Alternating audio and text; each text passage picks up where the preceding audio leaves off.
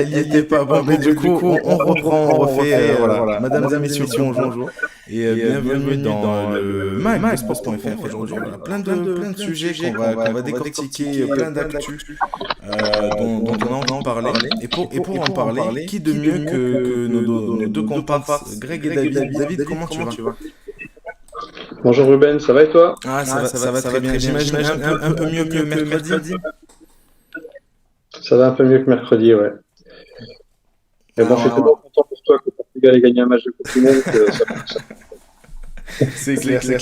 Moi, je peux pas trop dire. On peut pas dire que le Benfica a été magnifique en Ligue des Champions non plus. Donc, bon, je peux pas trop. On peut pas trop se la raconter. Là, on est entre trois personnes qui peuvent pas trop se la raconter cette semaine. Greg, comment ça va? Salut Ruben, salut David, salut à toutes les personnes qui nous écoutent. Et bah ça va, écoute, je n'ai pas sorti la chemise, donc l'OL n'a toujours pas gagné. Mais Mais C'est pas passé loin. c'est ça. premier point de gros saut, on avance petit à petit. Et puis, comme on le disait tout à l'heure, au moins vous allez mener. Donc, pour une fois, Oui, là, on a mené 3-1 avant de se faire rattraper, mais bon, on a mené, donc voilà. Ouais, Vraiment bon, positif. on espère que ça se rapproche, que les choses se mettent en place pour l'OL. Ok, donc on va passer du coup, sans plus attendre, sans prendre plus de temps, au top et au flop de la semaine. Quels sont, voilà, on l'a fait, ça fait 2 semaines d'affilée qu'on le fait, c'est quelque chose que j'aime bien. David, c'est quoi ton flop? Allez, on commence par le flop encore cette fois. C'est quoi ton Le flop flop, de la semaine? Ouais. Le flop, c'est Luis Enrique Mhm. et son suicide tactique face à Newcastle, hein, tout simplement. Et je voudrais vraiment plutôt axer sur Luis Enrique que sur le PSG en son ensemble, parce que le PSG, évidemment, il y a beaucoup de choses à dire sur chaque joueur, sur la défense, sur l'attaque.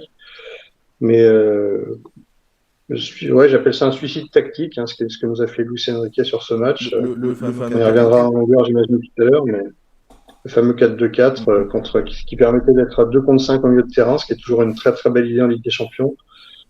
Je sais pas comment on peut faire une erreur pareille à ce niveau-là.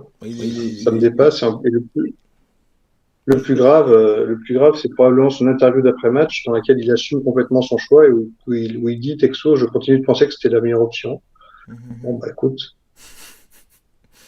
Après, ouais, non, sur son d'après-match, c'est vrai que. Mais sur ses, comment dire, ses conférences de presse d'après-match, tout le temps, c'est pas foufou, parce que même contre Rennes, etc., c'est vrai qu'il donne pas beaucoup de, comment dire, de grain à moudre. Mais bon, oui, on en reparlera de toute façon du PSG et du 4-2-4, de tout ce qui en fait. Même le match, après, on en parlera aussi du match contre Rennes, de la belle réaction quand même. Donc voilà, on en parlera. Mais toi, Greg, c'est quoi ton flop de la semaine? Qu'est-ce qui t'a marqué négativement? Moi, j'en ai deux, on va dire. J'ai le LOSC, parce que je trouve que le LOSC, alors c'est vrai que c'était de la Conference League, mais je vous avais dit à la fois, enfin voilà, tout le monde partait largement, pas favori, mais largement en confiance. Et moi, je trouve ça dommage d'avoir fait 0-0. Donc bravo à Klaksvik aux îles Féroé, hein, on le rappelle. C'est ça. Le LOSC a fait 0-0 aux îles Féroé contre Klaksvik. Voilà, c'est pas très grave, hein, ils sont deuxième de leur poule. C'est une poule largement abordable, donc ça devrait le faire. Mais je trouve que c'est dommage, tout ça, surtout qu'en plus, Fonseca a vraiment fait tourner. Et en plus, ben, ils n'ont même pas gagné le derby du Nord hier contre Lens. Donc je trouve ça dommage. Voilà. Ils ont fait C'est un ça. gros flop parce que je voudrais juste dire un chiffre pour illustrer l'ampleur du flop, c'est que les îles Féroé, c'est 52 000 habitants en tout. Et ils ont un championnat des îles Féroé. Hein. Klaksvik fait partie du championnat des îles Féroé dans lequel il y a 10 clubs. C'est-à-dire qu'avec 52 000 habitants, ils arrivent à trouver 10 clubs pour faire un championnat de première division des îles Féroé Exactement. et à faire 0-0 contre le LOSC. Et surtout que c'est des semi-pros, parce que la plupart ont un métier à côté. Donc voilà, c'est un peu comme la Coupe de France. Après, bravo à eux aussi, hein, parce que voilà, faut pas. Ah ouais. Bravo à eux. C'est Et sûr. mon deuxième flop, on va pas en parler, on n'en parle pas, c'est normal, mais c'est juste l'Ajax. L'Ajax Amsterdam, qui est un club quand même mythique, Bien sûr. que tout le monde connaît, et qui est aujourd'hui 16e de Eredivisie, avec 5 points. C'est une catastrophe. Voilà, c'est le club qui a recruté George Mikotadze du FC Metz, super joueur, super attaquant. Et voilà, je voulais juste en parler rapidement parce que c'est quand même bah, il n'y aura pas de souci, mais de voir l'Ajax 16e avec 5 points, on a vu déjà les largesses défensives énormes en Europa League contre Marseille. Ouais. Donc voilà, je voulais juste en parler parce que 16e, c'est quand même pas. Voilà, on parle de l'OL, mais il y a aussi l'Ajax qui est en grande difficulté. Bien sûr, Ils viennent d'enchaîner. devraient remonter, mais bon. Ouais. Ils ont enchaîné du coup deux défaites. Ils ont perdu contre le Feyenoord et cette semaine c'était contre Alkmaar, je crois. Ouais. Puis en plus, il y avait eu des. Pendant le match contre Feyenoord, ils prennent 3-0 à la 40e, je crois. Et le match avait été interrompu parce qu'il y avait eu des jets de fumée, tout ça sur la pelouse des ultras de l'Ajax. On parle beaucoup en France des problèmes, mais il y en a aussi dans d'autres pays. Bien sûr. Voilà, et c'est rare quand même si les ultras de l'Ajax sont assez chauds, on les connaît. C'est rare quand même qu'il y ait des problèmes sur la pelouse. Voilà. Donc la situation va pas fort à Amsterdam. Voilà, bah ok. Et tu t'en parlais là des fameux jets de projectiles. Moi, mon flop de la semaine, je vais retenir ce qui s'est passé à Lorient, pardon, à Montpellier, désolé, pas à Lorient du tout, à Montpellier, et voilà le match contre Clermont, où du coup Montpellier donc gagné 4-2, et il y a voilà un individu qui a eu la bonne idée de jeter un pétard sur la pelouse. Au pied du gardien, donc Moridio. Voilà, le gardien est sorti sur civière et voilà, le match a été interrompu pendant je crois 40 minutes, 45 minutes et du coup voilà, il a été complètement interrompu, définitivement interrompu. Donc voilà, je trouve ça assez désolant voilà, de voir ce genre d'image. Surtout qu'encore une fois, Montpellier fait un magnifique début de saison. Moi, c'est surtout par rapport à ça, par rapport à l'équipe. Montpellier fait un magnifique début de saison et voilà, et je rejoins du coup ce qu'a dit le président de Montpellier, voilà, qui se cassent entre guillemets le cul, comme il dit si bien, pour mener, pour essayer d'être compétitif. Et voilà, on sait pas trop ce qui va se passer, je crois, c'est pas encore passé. Je sais pas si voilà, le match va être à rejouer, je sais pas si Montpellier va perdre ce match, mais en tout cas c'est dommage, surtout que voilà, le match était vraiment compliqué, il y avait eu un 2-2, etc. Et voilà, et Montpellier avait réussi à renverser la tendance, mais voilà, avec des gestes comme ça, ça peut coûter très cher et c'est bien dommage voilà, pour Montpellier qui faisait un beau début de saison parce que voilà, la personne risque d'être sanctionnée peut-être parce qu'il a été retrouvé du coup a été placé en garde à vue et tout ça. Mais voilà, souvent ce qui est le plus sanctionné, c'est encore plus le club en lui-même. Donc voilà, c'est assez dommage. J'ai l'impression qu'on a perdu Greg, non? Peut-être que c'est moi, j'ai l'impression qu'on l'a perdu. Non, je suis là. T'es là? Ah ok, bon. Moi j'ai bien Greg, par contre j'ai un petit retour son. J'ai un petit retour son, Ruben, il y a un petit écho quelque part. J'ai essayé de couper mon micro et ça n'a rien changé. Donc je sais pas d'où ça vient. Alors là, je sais pas du tout. Et là encore, j'ai ta voix en double. J'ai ta voix en double. Quand tu parles, j'ai un écho. Alors attends, je vais essayer de regarder si je peux régler ça, mais je vois pas d'où est-ce que ça pourrait venir. Là, ça a l'air mieux. Moi, je l'avais aussi. Ça a l'air mieux là. Ouais, je sais, franchement, honnêtement, j'ai aucune fenêtre ouverte, donc je sais pas du tout d'où est-ce que ça peut venir. Ah, ça va mieux, je pense. Pas pour moi, en tout cas. Ok. Ah, ça a l'air normal. Ok, bon, tant mieux alors. Tant mieux, ça s'est réglé entre guillemets tout seul. On va passer du coup au top, en fait, tout simplement. Après le down, on va passer au top de la semaine. Et David, quel est ton top de la semaine cette semaine, t'as envie de parler? Tout simplement le 15 de France, dont on va parler également. Et si je dois sortir un joueur, je vais dire Mathieu Jalibert, qu'on attendait au tournant. Je me souviens de nos débats avant le début de la Coupe du Monde, après la blessure de Ntamak, on était tous très inquiets. Et Mathieu Jalibert, je trouve qu'il fait une Coupe du Monde exceptionnelle et son match contre l'Italie était parfait. Donc voilà, ce 15 de France qu'on attendait au tournant, et j'ai entendu pas mal de gens inquiets avant ce match, en mode c'est là qu'il va falloir montrer si on a vraiment le niveau. Et voilà, c'était pas une victoire, c'était une victoire écrasante, très convaincante.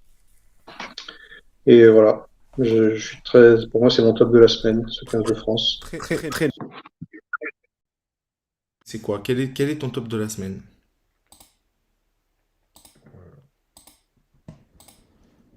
J'ai un petit problème de son, Ruben. Ah mince, je t'entends plus, Ruben. Ah bon, c'est bon ou pas? Oui. Vas-y, oui, Ah oui, ok, on pardon, t'entend, du on coup. t'entend. Non, mais je te donnais juste la parole à toi. Du coup, c'est quoi ton top de la semaine à toi? Ok. Ben, moi, ça va être Thibaut Pinot. Alors, c'est dommage que Raphaël ne soit pas présent avec nous parce qu'il nous en aurait plus parlé Exact. en longueur. Voilà, mais Thibaut Pinot, rapidement, donc il a pris sa retraite sur le Tour de Lombardie ce week-end. Voilà, donc 3 victoires d'étape sur le Tour de France, un Tour de Lombardie en 2018, un Critérium international en 2016, un Milan-Turin en 2018 notamment. Donc voilà, donc ça a été quand même une légende, je pense, du vélo français. Et voilà, il a tiré sa révérence. Il y a eu une ambiance en plus de fou en Lombardie pour sa dernière. C'est Pogacar qui a gagné par la course au final. Mais voilà, donc je tiens à lui tirer un coup de chapeau pour sa carrière. Très bien. Très bien. Moi, de mon côté, je vais. J'ai forcément hésité longuement entre deux, donc je vais citer les voilà, deux. Comment ne pas parler, on va dire, de la victoire comment ne pas parler, on va dire, portugaise, de la la victoire, première de victoire de rugby et la première victoire aussi du monde de rugby et la contre première le victoire aussi Fidji. contre J'avais le vu, Fidji. j'avais J'avais vu, vu, le Portugal une Fidji, stat, ça le s'était Portugal rencontré Fidji, ça 3 fois, je crois, et à chaque fois c'était plus de je crois, et à 35 chaque points fois d'écart. c'était plus de 35 points d'écart. Et hier, du coup, Et hier, ça finit donc ça finit donc 24-23 sur un dernier essai un dernier essai de un dernier essai de Rodrigo Marta, je crois, qui s'appelle voilà, le jeune de 23 ans. 23 ans. Et Voilà, voilà, il termine bien cette Coupe du Monde. Voilà, On avait on avait parlé de beaucoup d'une équipe portugaise vaillante, vaillante, etc. Beaucoup de joueurs aussi, pas mal de joueurs, presque la moitié de l'équipe qui jouent en amateur et dont beaucoup jouent en Pro D2, etc. Donc voilà, c'est beau, c'était vraiment pas mal. On rappelle que les Fidji avaient battu l'Australie, donc les Fidji restent qualifiés, de toute façon qualifiés pour l'écart grâce au point défensif. Mais non, il fallait le souligner parce que voilà, c'était un bel exploit et c'était un beau moment. Mine de rien, c'était un bon moment. Donc voilà, le Portugal finit quatrième devant la Géorgie, mais il y aura, je pense, des beaux souvenirs quand même de cette Coupe du Monde. Et on rappelle, voilà, il y avait eu plein d'histoires. Le Portugal de base ne devait même pas être qualifié pour la Coupe du Monde. Enfin, voilà, l'histoire est vraiment belle et se termine très bien. Donc voilà. Et mon deuxième top, c'était le troisième titre mondial de Verstappen, donc acquis au Qatar, donc acquis dès la course sprint le samedi. Et il a fêté ça du coup avec la victoire juste après. Donc voilà, juste pour revenir sur une saison complètement écrasante de sa part. Et voilà, il finit avec là, il a 450 points. Enfin, on sait pas à quelle hauteur exactement il va finir, mais voilà, il fallait souligner, c'était important. Voilà, troisième Grand Prix, troisième titre mondial pour lui, il égale un certain, il a du coup le même nombre de titres que Fernando Alonso, qui est toujours là. Donc voilà. Non, pardon, il dépasse du coup Alonso, pardon, désolé. Donc voilà, en tout cas, je voulais le souligner. Et on rappelle que tu avais interviewé Max Verstappen en compagnie de Vanessa il y a 3 ans, avant son premier titre. C'était l'année de son premier titre, c'était l'année où il avait gagné son premier titre. Non, c'était l'année où il n'était pas encore champion. Et à la question, vous voyez où dans 10 ans, il avait répondu, dans 10 ans, j'aurai 10 titres. C'est ça. Voilà. Et 3 ans plus tard, il en a déjà 3, donc c'est bien parti. En tout cas, voilà, il tient ses promesses, ça c'est clair. Vous lui avez porté chance. Exactement. Non, mais voilà, c'est vrai que... Enfin voilà, c'était une saison, on va dire, peut-être voilà, beaucoup trop dominée par Red Bull, etc. Mais voilà, les faits sont là, il est au-dessus des autres. Et voilà, il gagne son troisième titre de champion et c'est mérité. Ok, bon, on va passer à l'Italie. France-Italie. Donc voilà, victoire, comme le soulignait si bien David. Victoire des Bleus 60-7. L'écho est revenu, c'est compliqué. Moi, je t'entends pas, j'ai du mal. Ah ouais? Ouais. Je sais pas si David c'est pareil, mais moi Ouais, moi je t'entends en double en fait, Ruben, quand tu parles. Il y a ta voix et Mais Et d'ailleurs, c'est marrant parce que c'est de l'écho par anticipation. C'est-à-dire qu'on entend d'abord l'écho et ensuite ta voix. ça, C'est vraiment bizarre. Alors, Alors, je vais essayer de régler ça, mais j'avoue que pourtant, c'est les mêmes. Comment dire? Là, ça va, mais je sais pas. Ah non, c'est revenu. Enfin, bref. Ah ouais. Franchement, comme je te dis, genre, je n'ai aucune autre fenêtre ouverte. Ouais, donc ça pourrait être que ça, mais bon. Mais je On est en plus, on est. Micro, non? Comment? Un souci de micro, je sais pas. Bah, je sais pas, c'est comme je te le dis. J'avoue que c'est les mêmes réglages, c'est le même micro que à chaque fois. Donc, ça me paraît étrange. Je sais pas du tout comment. Peut-être que c'est que pour nous en interne qu'on a l'écho. Hein. Peut-être que ça sort très bien dans le stream mixé, hein. Probablement même. Je sais pas, franchement, je sais pas du tout. Je sais pas du tout. Je vais demander juste confirmation pour voir si du coup sur le stream ça va ou pas. Mais donc non, du coup pendant que j'essaie de m'occuper de ça, qu'est-ce que vous avez pensé du match contre de la France contre l'Italie? Voilà, David nous parlait de Jalibert, il y a aussi Aldrit qui a fait un gros match. Un beau match de l'équipe de France. Est-ce que vous l'avez trouvé, comment dire, vous avez trouvé que c'était un match parfait entre guillemets des Bleus avant le quart de finale? David, je sais pas si tu veux commencer. T'étais parti. Parfait. On peut toujours faire mieux on peut toujours faire mieux, mais c'était un match très convaincant. Moi, je me souviens surtout des doutes qui ont été émis dans les jours qu'on précédé, notamment quand l'Italie avait infligé son carton à, je sais plus si c'était à la Namibie ou à l'Uruguay. À la Namibie, on s'est dit, bon, là, attention, parce que attention, ils peuvent nous passer devant sur le dernier match, etc. Bon, le fait est qu'ils avaient aucune chance sur le dernier match, qui est vraiment une nette domination française. Et surtout, voilà, je pense que c'est vraiment une équipe de France qui trace sa route et qui acquiert des certitudes dans le jeu. Voilà, qui s'est vraiment mis au niveau des toutes meilleures nations mondiales et qui est vraiment clairement le favori, au minimum l'un des favoris pour gagner cette Coupe du Monde. On le savait déjà avant la Coupe du Monde, mais là on en a la confirmation match après match et celui-là était le premier rendez-vous où on attendait vraiment l'équipe de France au tournant après le match d'ouverture contre la Nouvelle-Zélande, qui était aussi très convaincant. Moi j'ai beaucoup bien aimé ce match, dans son contenu quoi. Ok. Oui, non, là aussi où il y avait un peu entre guillemets des doutes, c'est vrai qu'il y a beaucoup de personnes qui sont un peu voilà, après le 27-12, je crois que c'était contre l'Uruguay. Enfin voilà, le match c'était pas le match le plus la victoire de la France 27-12 contre l'Uruguay. C'était pas le match le plus abouti ou du moins le plus comment dire le plus réussi, voilà. Mais et donc il y a eu un peu de ça, il y a eu un peu de C'était l'équipe B. On avait mis l'équipe B contre l'Uruguay. C'était moins net. Après, on a remis l'équipe A contre la Namibie. C'était un carton gigantesque historique. Et contre l'Italie, qui nous a souvent fait souffrir en simulation, là, c'était très net, quoi. C'est vrai qu'il y a eu bizarrement, je sais pas, mais c'est vrai que l'Italie tient souvent les grosses nations entre guillemets du tournoi Destination, les tient environ à 15 points, quoi, 15 points d'écart. Et là, il y a un écart de folie, quoi. Comment vous expliquez ça?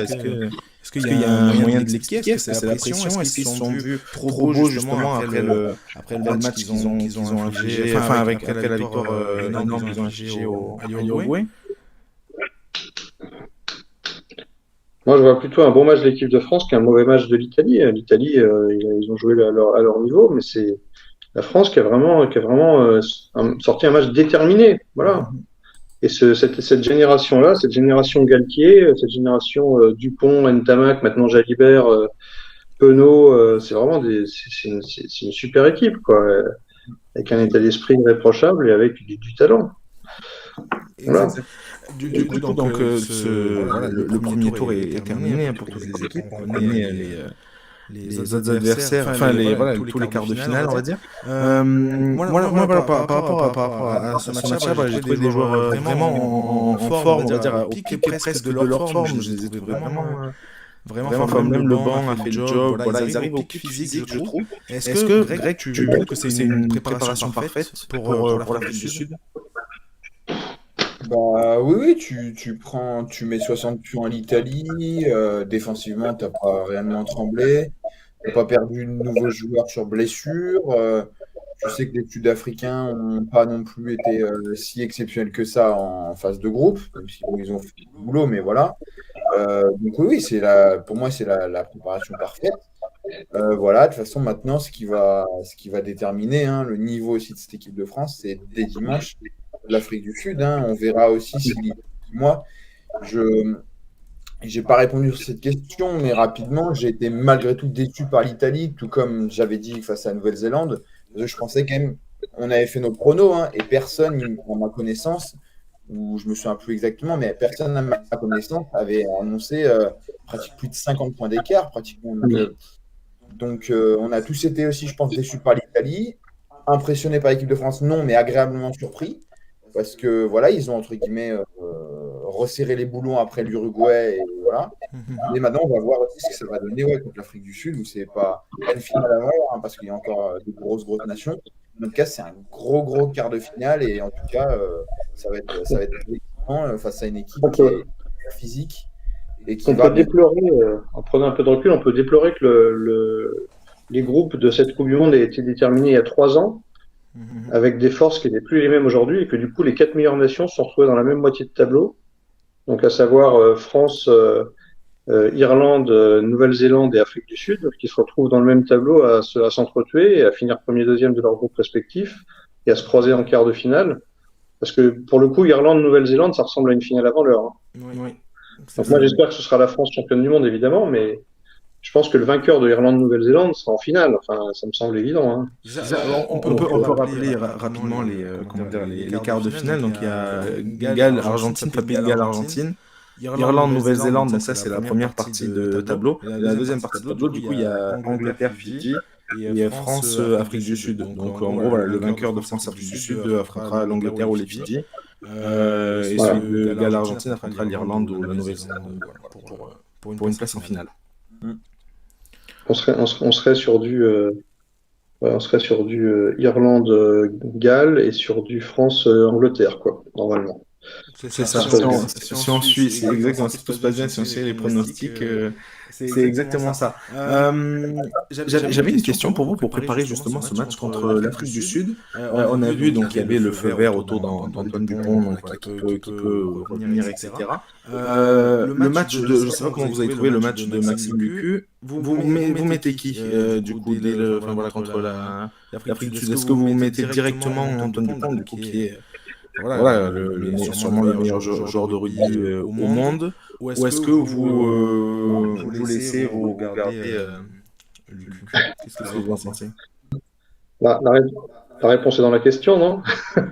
Est-ce que tu mets le meilleur joueur de l'équipe, est-ce que tu mets le meilleur joueur du monde sur le terrain si tu peux l'aligner? Bah oui, évidemment. Ok, évidemment. Pas de doute là-dessus. Ok. Mais Lucu a fait un super match et c'est effectivement remplacé au pied levé, au même titre que Jalibert a remplacé au pied levé Ntamak avec brio, comme je l'ai évoqué tout à l'heure. Exactement. C'est vrai que la profondeur est assez notable, quoi. La profondeur de Stephen, c'est impressionnant parce que justement, Lucu, il a fait aucune erreur. Enfin, moi, je l'ai en tout cas, sur ce que j'ai vu, il a fait pratiquement aucune erreur sur le match. Il a fait. Il a été à la hauteur, à remplacer le meilleur joueur du monde, un des meilleurs. C'est vrai que c'était une pression supplémentaire. Ok, donc vous le voyez comment, si on fait un petit prono sans forcément dire le score exact, mais vous voyez comment la physionomie du match contre l'Afrique du Sud dimanche? Greg, tu penses que ça va être... Est-ce qu'il y a pareil, est-ce qu'il y a une clé? Est-ce que voilà, si tu réussis une entame, chose que la France a très bien fait contre l'Italie, qui était un peu entre guillemets le péché chignon au début de la compétition, l'entame de match contre l'Italie est très bonne, donc c'est un peu ça la clé. Qu'est-ce que toi tu verrais?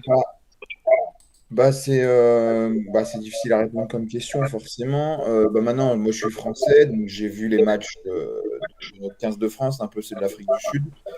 Voilà, moi, j'y crois. Je pense que la France peut le faire. J'y crois, je vais être au fond derrière eux. Moi, je pense que ça va se jouer, parce que tout le monde en parle aussi, sur le domaine physique. C'est-à-dire que c'est une équipe vraiment qui physiquement te fait mal. Et je pense que les Français, c'est là. Et c'est pour ça que le public, le stade sera plein à craquer. Donc, c'est dimanche soir à 21h. Donc voilà, donc l'audience aussi, je pense que c'est TF1 qui aura le match, va être incroyable aussi, je pense. Et au-delà de ça, tout le stade doit pousser cette équipe de France parce qu'en face, c'est les champions du monde. C'est une équipe qui est faite pour ces grands matchs-là. Et voilà, nous, on a des jeunes Français qui, comme vous l'avez dit, il y a un vivier exceptionnel, un réservoir de talent fou. Voilà. Et c'est pour ça que nos Bleus vont devoir montrer de quelle voie ils se chauffent. Et voilà, moi j'y crois, mais je pense que ça va jouer surtout physiquement. Il va vraiment falloir leur faire mal. On parlait donc d'Antoine Dupont. Je pense que si jamais il est là, ils vont essayer de lui faire mal, même physiquement, parce que je ne sais pas s'il sera à 100%, j'espère, même si ça me paraît compliqué. Mais en tout cas, je pense qu'ils vont essayer de lui faire mal physiquement et nous, on devra répondre, je pense, dans ce domaine-là. À mon avis, c'est là que ça va jouer et je pense pas qu'il y aura je pense pas un gros score, honnêtement. Et tu donnerais quand même l'avantage pour l'équipe de France, ne serait-ce que par. Si on devrait se mouiller, parce qu'on fait nos pronos et puis c'est marrant, je dirais peut-être aller un 25-18 pour nos Bleus à la limite. Voilà. Ok, très bien. David, de ton côté, tu verrais, t'es d'accord avec Greg sur le. Ouais, je suis d'accord sur tout. Ouais, je suis d'accord sur tout. Et effectivement, par contre, faut se préparer à un match âpre. Et donc, effectivement, il y a beaucoup de chances qu'on n'ait pas un début de match canon et qui nous rende le match facile. Je pense qu'on va plutôt vivre un match comme celui qu'on a vécu contre la Nouvelle-Zélande en ouverture, un match âpre, où il va falloir peut-être même courir après le score, en tout cas aller chercher les points avec les dents. Ouais, je suis d'accord sur le prono, je vais dire 30-15, histoire de me différencier légèrement de Greg, mais je suis d'accord sur l'ordre de grandeur du prono, ouais. Ok. Je pense que ça va peut-être ressembler même au match amical, au test match qu'on avait fait il y a quelques temps, où on gagne dans les dernières secondes sans faire un grand match et où c'était, souvenez-vous, hein, c'était vraiment très physique. Hein. Et voilà. Donc je pense que pour moi, on se dirige vers un match comme ça. Je vois pas l'Afrique du Sud voilà, jouer autrement. C'est leur rugby, c'est leur style de jeu. C'est comme ça qu'ils ont gagné. Donc je pense qu'on va se diriger sur un match un petit peu pareil. Voilà. C'est vrai que le public, je pense, va être hyper important. Pour moi. Moi, je suis pas inquiet sur les qualités des Français ni sur leur mental. Par contre, effectivement, l'adversité elle va être, voilà, c'est vraiment beaucoup plus fort que l'Italie et beaucoup plus physique. Je suis d'accord avec Greg. Je suis un peu stressé d'avance par le physionomie du match, qui pourrait être ça pourrait plutôt être un match coupe-gorge, gorge serrée, stressant. C'est possible. Possible qu'on ait un scénario stressant ce dimanche. Très bien. Donc, je vois quand même une équipe de France qui s'impose. Moi, je pense que au vu de la phase de groupe, on est favori. On rappelle quand même que l'Afrique du Sud s'est fait battre par l'Irlande en poule. C'est pour ça qu'ils sont deuxièmes. C'est pour ça qu'ils sont deuxièmes, mais l'Afrique du Sud, voilà, champion du monde en titre, mais a priori un peu moins fort qu'il y a 4 ans. Comment? Pardon? Contre l'Écosse, ils n'ont pas fait un match. C'était le premier match, ils ont gagné, mais c'était pas exceptionnel. C'était pas net, ouais. Contre l'Écosse, c'était pas net, et contre l'Irlande, c'était perdu. Maintenant, comme on l'a dit, c'est une équipe qui s'en fiche, je pense, un peu de la manière. C'est les champions. C'est les champions du monde en titre. L'Afrique du Sud, c'est les champions du monde en titre. Voilà, c'était juste pour rappeler ça, c'est quand même toujours bon de le préciser. C'est vrai que voilà, c'est eux les champions du monde. Voilà. Ok, donc rendez-vous donc dimanche pour voir, on l'espère, l'Afrique gagner. Et du coup, une magnifique demi-finale France-Angleterre, ce serait extraordinaire. J'allais dire, ça ferait mal d'avoir battu la Nouvelle-Zélande en ouverture, de battre les champions du monde en titre en quart et de perdre contre l'Angleterre qu'on a éclaté aux 6 nations en 2003, ça ferait mal. Ça, ce sera vraiment le match où il faudra qu'on soit surmotivé. C'est clair, mais je pense que par rapport à la motivation, il n'y aura aucun problème par rapport à ça. Ok, très bien. Passons au football. Il y a la Ligue des Champions. Et on va revenir sur avant le match nul de Lens-Lost 1-1. Lens a réussi un exploit extraordinaire en battant Arsenal, donc 2-1. Après avoir été mené au score. Avant de demander qu'est-ce que vous avez pensé de ce match, etc. Est-ce que c'est le plus grand match, la plus grande victoire du RC Lens de Franck Hez? Qu'est-ce que vous en pensez de cette question? Greg, je ne sais pas ce que tu en penses. Difficile à dire parce que sincèrement, je suis le football, je suis le RC Lens, mais je suis pas supporter lensois, donc je ne peux pas dire de bêtises et je ne connais pas leur histoire, enfin pas leur histoire proche avec Francaise. Voilà. Il y a certainement eu des matchs l'an dernier où ils ont voilà, qui leur ont permis d'être vice-champions de France et ça a été hyper important.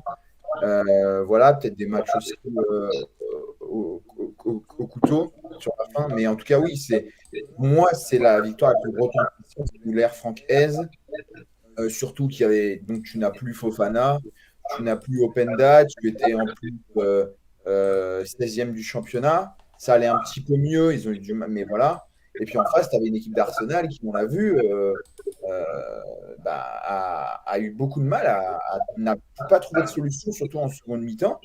Et Arsenal, c'est quand même l'équipe, alors c'était pas le match du siècle, mais c'est quand même l'équipe qui a tapé Manchester City hier après-midi. Ça prouve beaucoup de choses. Et puis il n'y avait pas non plus, l'État n'a pas non plus fait tourner, voilà, il y avait les cadres. Il y avait Odegaard, il y avait Jesus, il y avait Saka avant qu'il se blesse.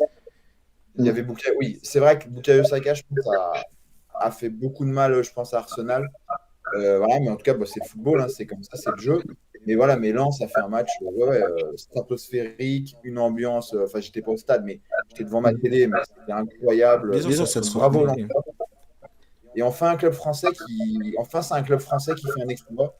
Parce qu'on avait parlé à un moment, il y a quelques années, du Sheriff Tiraspol qui avait battu le Real Madrid. Il y avait Shakhtar aussi qui était allé s'imposer à Madrid lorsque Bernabéu était en travaux. Voilà, mais c'est que des clubs étrangers, donc c'est dommage. Et enfin, on parle d'un club français et du RC Lens qui travaille vraiment bien. Donc bravo. Ouais, c'est clair. Bravo. Et pour en revenir du coup, à ce que tu disais, Greg, etc. Je ne sais pas toi, David, donc ce que tu en penses par rapport à ça. Mais on a l'impression que cette équipe du RC Lens, ce qui m'impressionne beaucoup avec l'équipe du RC Lens, c'est sa capacité d'adaptation en plein match.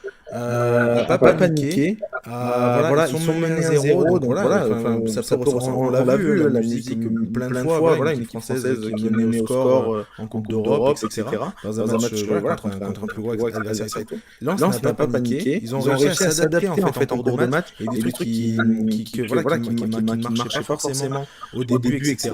Et c'est adapté, c'est une immense force, j'ai l'impression, de ce RC Lens. Alors oui, en championnat, ça met du temps à démarrer, mais là, en Coupe d'Europe, ce qu'on a vu, même ce qu'on a vu contre Séville, c'était un peu déjà ça.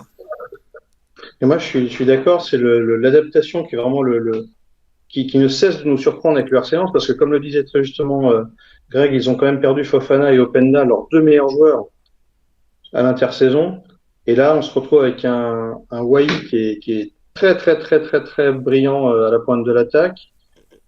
On se retrouve avec une équipe vraiment qui joue crânement sa chance, qui joue avec beaucoup d'allant, beaucoup de contrôle dans le jeu, beaucoup effectivement de tête froide au moment où tu es mené et où il faut continuer à appliquer des principes de jeu.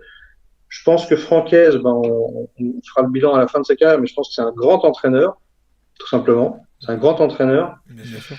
Et que mentalement, techniquement, tactiquement, c'est un grand entraîneur. Et voilà.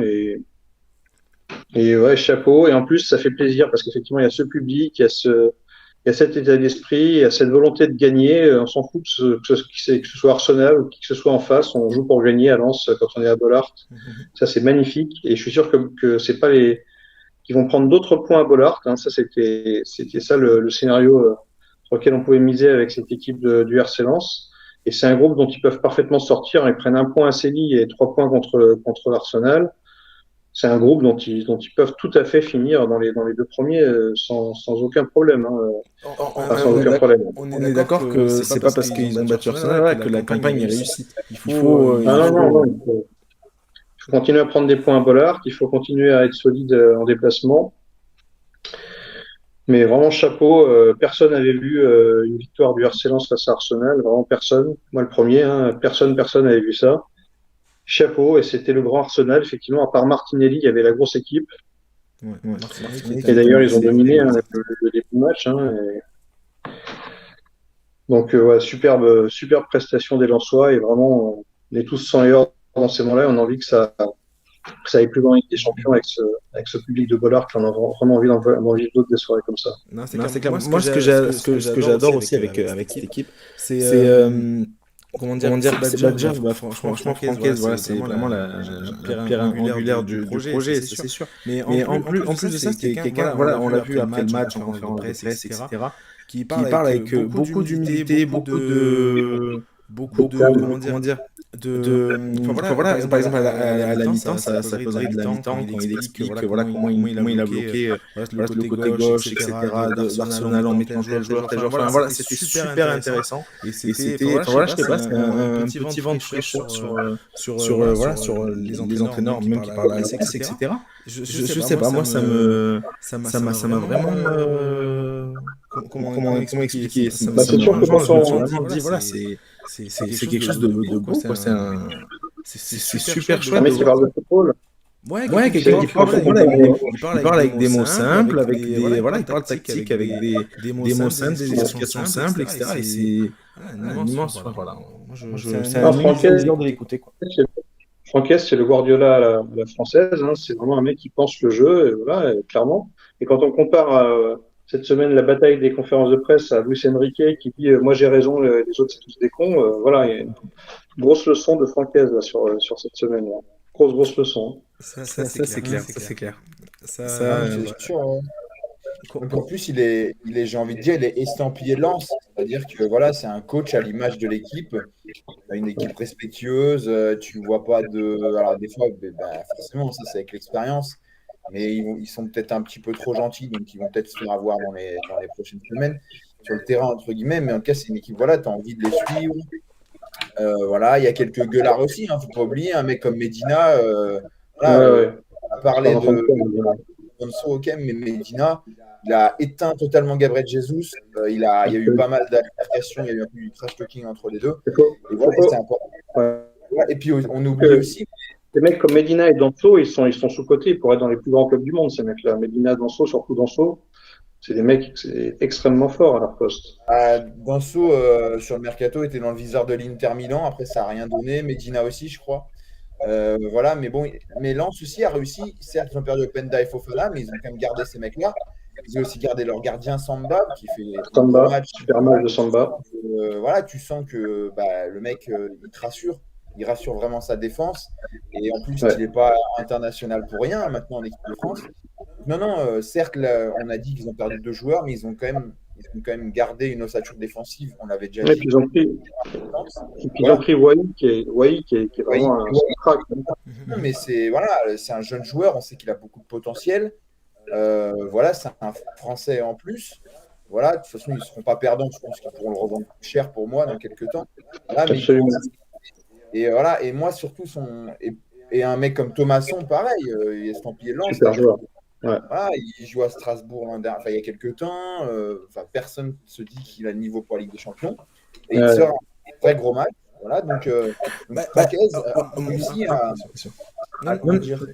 à établir tout le potentiel de son équipe. En fait. Ouais, il tire le meilleur de chaque joueur. Ouais. C'est exactement ce que j'allais dire et c'est aussi exactement ça que j'essaie d'expliquer tout à l'heure par rapport à la cohésion qu'il y a dans cette équipe, etc. Les cadres étaient vraiment en forme. On parlait de Danso, il a réussi un match phénoménal, etc. C'est pas le seul, mais on a l'impression qu'au-delà de tout, c'est même cette cohésion. Parce que voilà, Thomasson, c'est lui qui fait un peu l'erreur au début du match, etc.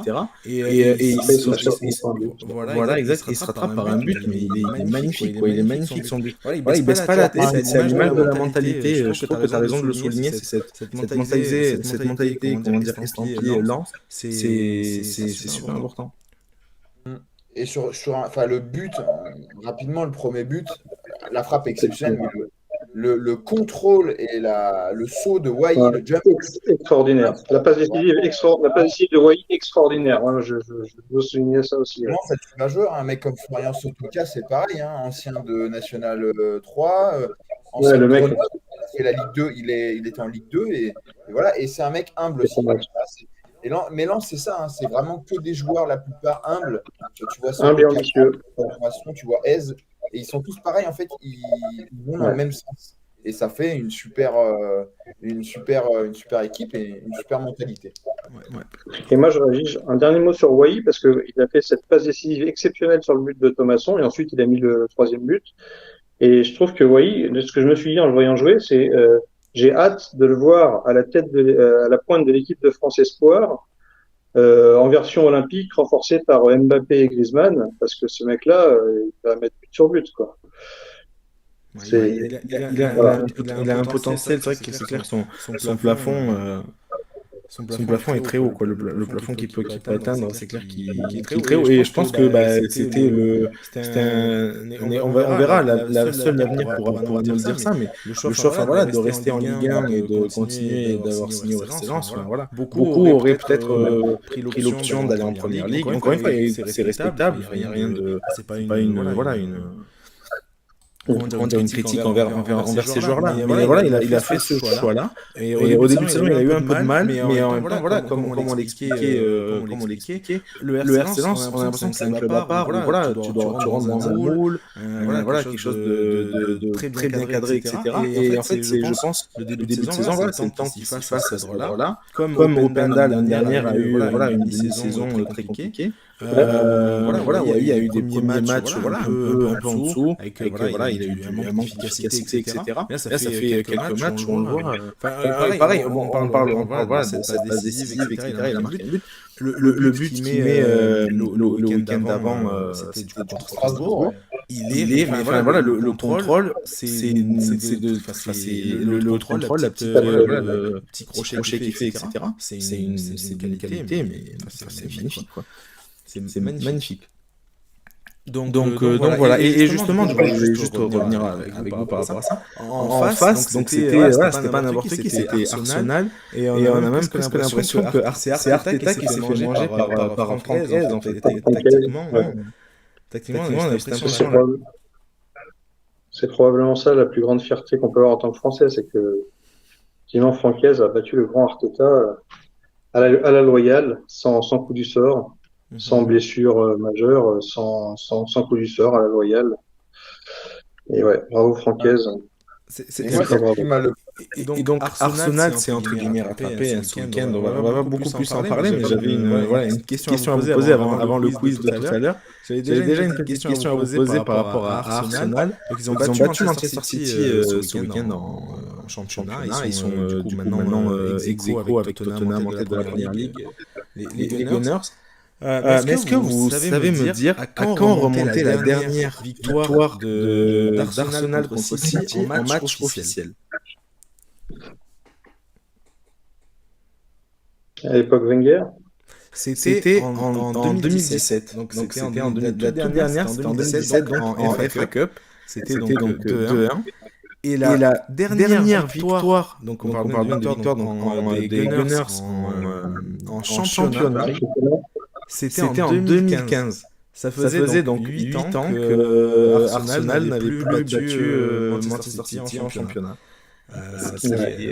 Pour une équipe comme Arsenal, quand même si voilà, des difficultés ces derniers temps, mais c'est à souligner. C'est sûr que ça pour attraper. Comment? Ça souligne encore plus l'exploit du RC Lens, effectivement. Exactement, c'était beau. Franchement, cet exploit-là, on espère vraiment en voir d'autres cette année. On va malheureusement devoir reparler, parce que du coup, là, on va enchaîner sur la semaine contrastée, on va dire, de Paris, qui part à la trêve, entre guillemets, sur une victoire contre Rennes. Qui est plutôt intéressante, mais voilà, qui a vécu une semaine un peu compliquée avec une lourde défaite contre Newcastle. D'abord, on va revenir du coup à ce match-là et cette défaite-là contre Newcastle. David, du coup, t'en parlais tout à l'heure, donc je vais te laisser la main. C'est quoi les raisons de l'échec? C'est quoi les raisons de cet échec du PSG? Moi, j'ai évoqué le suicide tactique de Luis Enrique, donc qui a aligné deux milieux de terrain face à Newcastle. Je trouve que c'est une aberration. Alors, quand j'ai vu la feuille de match 1 heure avant le coup d'envoi, je me suis dit, tiens, il a dû tenter quelque chose, il a dû préparer un coup. Mais c'est un bon cachotier parce que ce coup-là, on l'a pas vu précédemment. Alors, il avait déjà tenté un 4-2-4 contre Marseille et contre Clermont. Mais enfin, là, c'était une compo encore différente avec Dembélé au milieu. Je me suis dit, tiens, peut-être qu'il a prévu un coup de Trafalgar qu'on n'a pas vu venir et qui fait un coup de génie. En fait, non, c'était pas un coup de Trafalgar, c'était un coup de poker, perdant. Et alors, quand au bout de 20 minutes, on est déjà mené 2-0, bah, qu'est-ce qu'il fait? Rien. On maintient la bêtise jusqu'au bout. On continue de prendre l'eau jusqu'à la 90e minute. On change que des gens poste pour poste. On remet pas un troisième milieu pour stabiliser le milieu de terrain. Voilà, c'est inexplicable. Et là, du coup, contre Rennes hier, il remet un 4-3-3 et comme par enchantement, tout va mieux. Évidemment, quand il y a une équipe plus équilibrée, tout est plus facile. Hein. Le football moderne, ça part de la défense, ça part pas de l'attaque. Hein. L'attaque, c'est la fin de l'histoire. Hein. C'est pas la construction. Donc, si tu as une équipe déséquilibrée tout le temps, et puis le premier but qu'on encaisse, donc c'est Marquinhos qui n'ose pas remettre la balle sur Donnarumma tellement il connaît le pied de son gardien, et puis ça aboutit à une relance dans l'axe qui rend le ballon aux Anglais et but. C'est voilà les faiblesses du PSG comme ça qui explosent au visage du monde entier en l'espace de quelques minutes. C'était un match très, très, très, très décevant. Moi, je me suis fait ouvrir en deux sur les commentaires de la vidéo de la semaine dernière où je disais je vois pas de cas où Newcastle peut battre le PSG. Et oui, Donc, notamment un commentaire qui m'a bien fait rire en disant oulala, celle-là elle va mal vieillir. Cette vidéo-là elle va mal vieillir. Et bon, moi je voyais pas de cas où Newcastle pourrait battre le PSG, sauf évidemment en cas de cadeau fait par Luis Enrique sur le plan tactique parce que c'était incroyable quoi. Donner le milieu de terrain aux Anglais.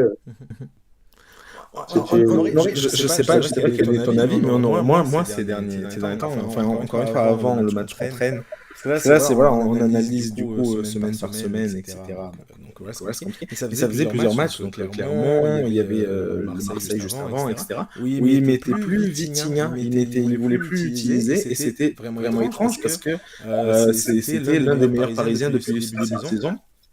Et il avait plus envie d'utiliser. On avait l'impression qu'il avait plus envie d'utiliser. Du coup là, il le remet contre Rennes. D'ailleurs, il marque un but très beau but. Vitinha. Mais c'est vrai que ouais, ces décisions étaient un peu étranges. Donc on les a saluées quand il a remplacé par Barcola à l'OM. Mais là, c'est vrai que c'était un peu étrange. Toi, Greg, c'était quoi ton avis sur le match? Qu'est-ce que, en voyant le résultat, en voyant le match, est-ce que ça t'a surpris? Est-ce que le résultat t'a surpris? Moi, je vais avoir un avis totalement différent, je pense, d'une grande partie des Français, des spécialistes. Parce qu'il y a un truc que j'ai pas compris, c'est que donc David a totalement raison. Enrique a donné un système pour se faire battre. Maintenant, je trouve pas que bizarrement tout le monde, parce que Lens a fait un match exceptionnel. Sincèrement, moi, enfin, incroyable dans l'intensité. Pour moi, Newcastle, et alors peut-être me faire des ennemis, peu importe, n'a pas fait un match exceptionnel. Ils ont fait un match, on va dire, basique de Ligue des Champions, parce que je suis désolé, mais pour moi, après, bien sûr, on va me dire oui, ils ont perdu 4-1, très bien, mais le premier but, bon, c'est une erreur basique de Paris où Newcastle fait un pressing, c'est le plus pressing de l'année. Donc, logiquement, enfin, bien sûr que Newcastle en profite et bravo à eux, mais je veux dire, le premier but ne doit jamais exister. Le deuxième, je suis désolé, mais moi, j'en ai marre. Je ne comprends pas comment on ne peut pas siffler une main. Pour moi, il n'y a jamais. Donc, déjà, il aurait dû même pas y avoir de but. Donc, Paris aurait dû être mené que 1-0. La première action du match où Dembélé, c'est une magnifique action, hein, où Dembélé, le ballon, il passe à ça. Bon, il n'a pas de chance. Exact. Si ouvre la marque, c'est pas le même match, c'est sûr. S'il marque, peut-être qu'on ne dit pas la même chose.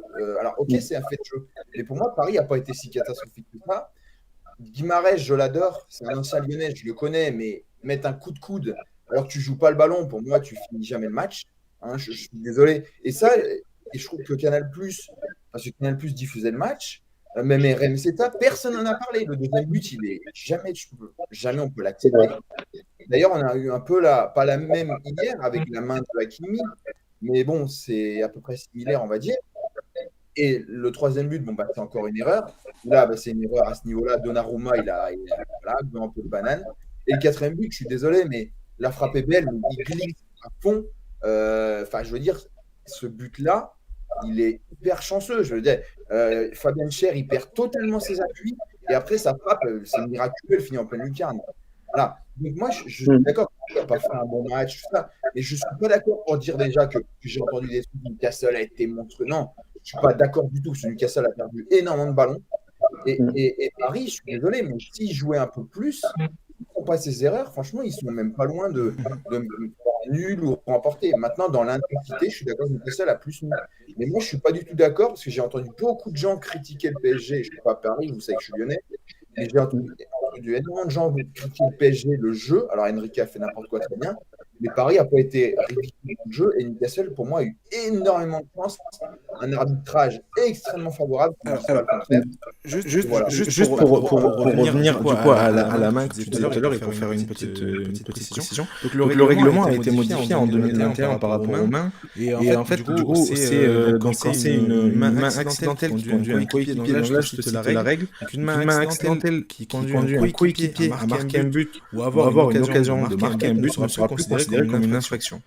À moins que la main soit directement immédiatement touchée par la main. Enfin voilà, genre à part c'est une main volontaire, quoi, entre guillemets. C'est ça le règlement, c'est ça. Donc est-ce qu'ils ont alors peut-être voilà qu'il faut plus interpréter l'action ou quoi. Mais le règlement, voilà, il est juste appliqué entre guillemets à la règle et la règle est que voilà, une main touchée par un coéquipier involontairement n'est plus sifflée. Comment?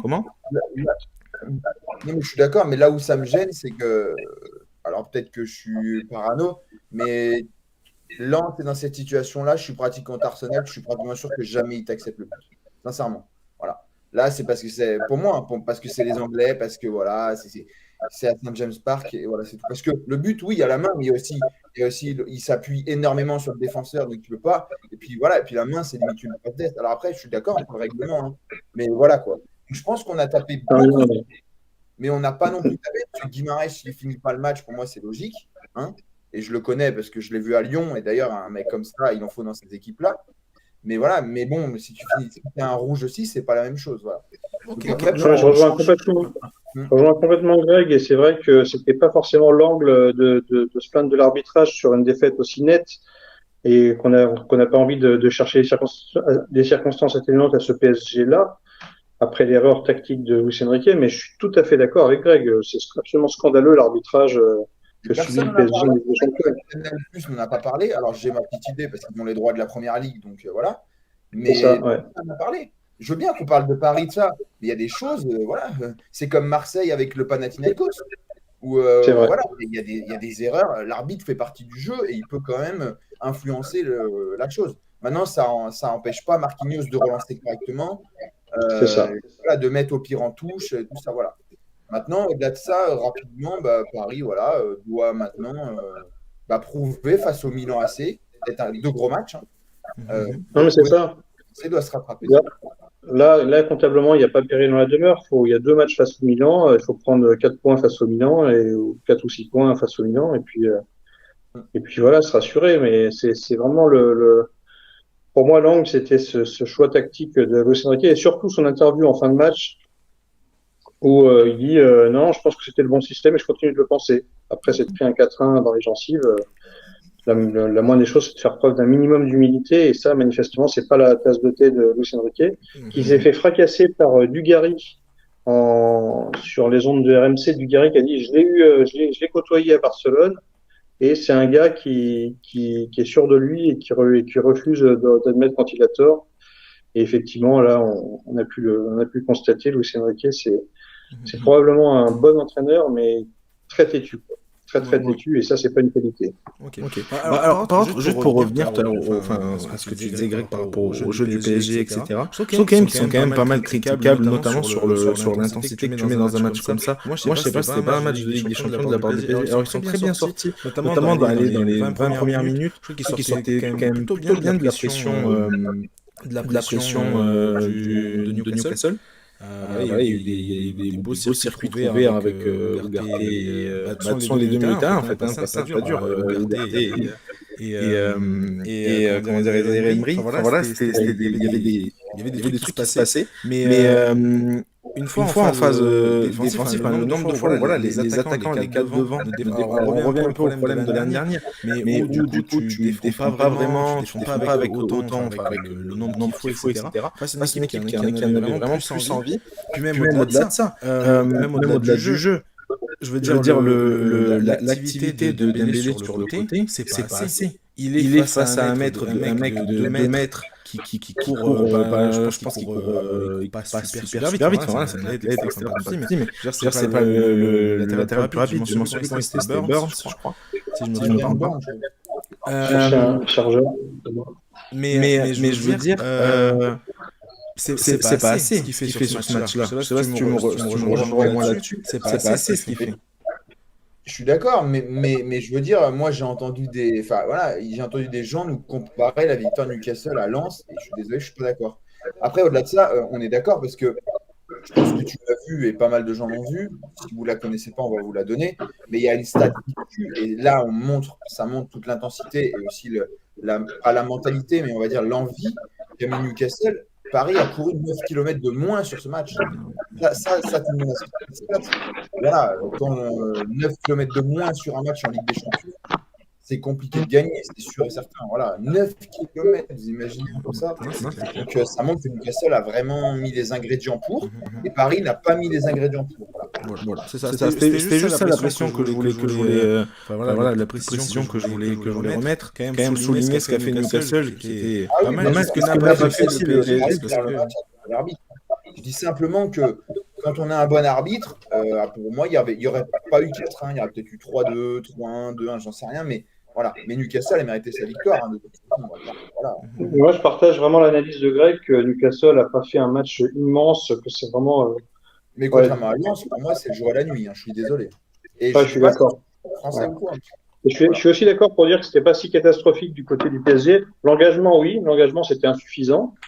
Mais bon, quand t'as un entraîneur qui t'a mis en 4-2-4, tu te retrouves à 2 contre 5 au milieu de terrain. Non, c'était pas que par rapport à l'engagement, c'était par rapport au fait, je veux dire, le nombre de fois où il y a eu des joueurs, parce que t'arrivais justement à peu près, surtout dans les premières minutes, à battre ce pressing et à trouver souvent en 4-4-4, parce que devant, t'avais les 4 défenseurs, souvent 5, parce qu'il y avait une bonne de 5 qui avait un joli repli et tout, mais Arsenal, justement Newcastle se replier extrêmement vite et le PSG avec des attaquants qui sont quand même censés être vraiment rapides, que ce soit Dembélé avec ses points de vitesse, Colomboigny ou Mbappé. Ramos c'est pas le plus rapide, mais les trois autres, avec ce genre de joueur-là, t'es quand même censé pouvoir jouer des 1 contre 1, surtout quand en face t'as des mecs de 2 mètres qui pas aussi vite, c'est un défenseur central plus adapté en défenseur gauche, qui joue souvent défenseur gauche, c'est vrai, mais face à un Dembélé, moi honnêtement quand j'ai vu la compo, etc., c'était ce que j'attendais de voir, en fait un Dembélé qui avait pas aucun mal, mais qui le passait relativement facilement vite, parce que en face c'était pas un défenseur gauche, c'était pas, je veux dire, c'était pas Alphonso Davies qui court super vite, c'était pas, c'était un défenseur quand même latéral qui normalement censé face à un. Et puis même, je veux dire, Mbappé qui joue plus en remise plutôt que dans la profondeur, ou je veux dire les erreurs techniques de Colomboigny, c'était vraiment pour moi une. C'était étrange, c'était bizarre à voir, c'était vraiment bizarre. C'était bizarre. Tu penses pas que tout vient pas quand même malgré tout du schéma de jeu qui a déboussolé tout le monde? T'as pas cette analyse-là? Moi, j'ai vraiment cette analyse-là. J'ai l'impression que quand Dembélé a des 1 contre 1, ça ne peut pas venir du 4-2-4, même si, oui, ça déboussole, ça peut. Le fait de mettre, par exemple, Mbappé en 10 ou presque, parce qu'il est obligé de décrocher, etc. C'est vrai. Au final, sur ce match-là, c'est lui qui décrochait beaucoup, donc voilà. C'est vrai que ça aide pas. C'est sûr que ça aide pas. Mais moi, vraiment, ça m'a frappé. Le match de Dembélé contre Newcastle, pour moi, il est catastrophique. Et Colomboigny aussi, les deux sont pas bons, je trouve. De toute façon, façon, c'est Hernandez qui marque, hein, donc c'est un défenseur. Ouais. Et ça montre qu'il a la mentalité parce qu'il faut y être dans la surface, il faut monter. Mais c'est sûr que Mbappé, Dembélé et Kolo Muani n'ont pas été au niveau. Hein. Ça, Bah, c'est sûr. si on prend du recul par rapport au début de saison du PSG, on a des buts de Hakimi et de Lucas Hernandez qui sont bizarres, effectivement, dans l'absolu, alors que t'as Mbappé, Dembélé, Kolo Muani, Gonzalo Ramos dans ton effectif, et c'est pas eux qui marquent les buts. Il y a un truc qui cloche, effectivement. Voilà. Et Comment marquer des buts, quoi. Non, c'est sûr. Voilà, Moi, c'était encore une fois, c'était juste pour revenir là-dessus, pour faire cette petite pression-là, du fait que, voilà, pour moi, sur l'attaque du PSG n'est pas du tout. Enfin, je sais pas, c'est pas un match de 3, c'est pas un match de Ligue des Champions, quoi, qui nous ont donné cette fois-là. C'était pas un match de Ligue des Champions. Même c'est 4, là, du coup. Même de toute façon, Ruben, tu parles de l'attaque, mais même hier, bon, ils gagnent 3-1 à Rennes, c'est un beau match. Ouais. Et les buteurs, c'est Vitinha, c'est Hakimi, et le dernier, c'est Kolo Muani. Kolo Muani qui rentre. Et tu vois qu'Mbappé a croqué énormément. À un moment, il dribble Mandanda, il fait un super. Tu vois comment il peut la mettre au-dessus. Ouais, Voilà. c'est la dernière occasion, ça, c'est le dernier. Ouais. Une des dernières, oui, bien sûr, mais voilà. Dembélé l'a dit lui-même, hein, il l'a dit en conférence de presse, il a dit qu'il doit faire mieux. Il l'a bien vu, il a eu beaucoup de déchets. Ramos a pas été mauvais. Ce qui m'a rassuré, justement. Suffisant, voilà. Ce qui m'a rassuré justement, moi, c'est le but de Kolo Muani, parce que je me dis enfin un but en première intention, centre, tir, bien placé dans la surface, bonne surface du pied, et un but opportuniste d'avancante. C'est pour ça qu'on l'a pris, quoi. Justement, vous en venez au match de Rennes. Donc, est-ce que pour vous, la victoire du PSG de 3-1, est-ce que ça a été c'était une réaction convaincante? C'est une réaction d'une grande équipe, David, t'en penses quoi?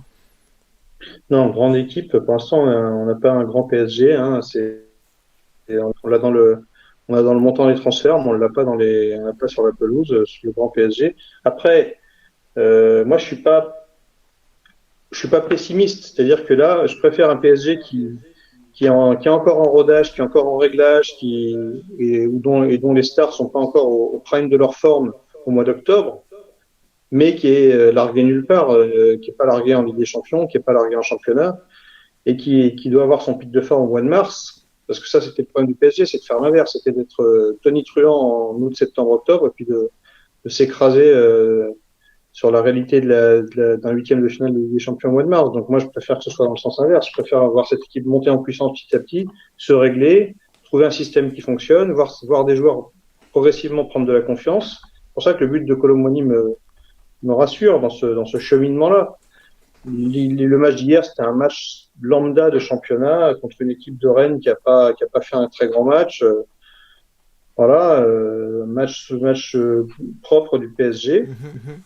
Qui n'a pas dû forcer, sans avoir à forcer son talent, ouais, c'est ça, exactement. Et du coup, Greg, toi, Rennes déçu sur ce match. On avait l'habitude, enfin voilà, c'était un peu la bête noire du PSG. C'est pour ça que j'en viens à cette question-là, parce que là, Rennes, c'était un peu la bête noire du PSG ces dernières années. Il y a eu pas mal de matchs sans victoire là-bas, etc. Il y avait, d'habitude, ils mettent un peu plus d'intensité quand même. Voilà, mes souvenirs. Est-ce que Rennes t'a déçu? Est-ce que non? Non, Rennes m'a pas déçu parce que j'écoutais l'avant-match sur Prime et il parlait de Matic qui avait fait un super match contre le FC Nantes, qui avait donné énormément de bons ballons. Et en fait, hier, c'est pas qu'il fait un mauvais match, c'est qu'en fait, il tombe sur des joueurs qui lui laissent beaucoup moins de temps. Un contrôle, tu as toujours, malgré tout, Luis Enrique, son histoire de pressing à la perte du ballon marche bien aussi. Voilà, donc non, Rennes m'a pas déçu. Rennes a été pour moi à son niveau. Gouiri fait pas un grand début de saison. La bonne nouvelle pour eux, c'est qu'ils ont retrouvé Martin Terrier qui est rentré. Rennes a aussi fait des recrues. Ils ont perdu aussi du monde. Ludovic Blas n'est pas non plus à un niveau exceptionnel. Voilà. Le fait, il n'est pas encore là. Donc, c'est compliqué. Même défensivement, Rennes n'a pas. Voilà, j'écoutais hier un supporter de Rennes qui disait que la défense était vraiment compliquée. Ils ne l'ont pas changé alors que c'était le point faible de l'année dernière. Ils ont perdu Joe Rodon, voilà, ils ont Omari et Théâtre, mais c'est loin d'être dingue. Voilà, c'est plus. Mais Rennes n'a pas forcément de avec les joueurs qu'ils ont. Voilà. Après, pour Paris, Rennes reste invaincu du coup en championnat. C'était la première défaite de oui, Rennes. ouais, mais bon, Conti, c'est toujours pareil. Voilà, ils n'ont pas non plus eu à jouer des. Et en plus, ils restaient sur une défaite, et ça, c'est dommage contre Villarreal. Villarreal, ouais.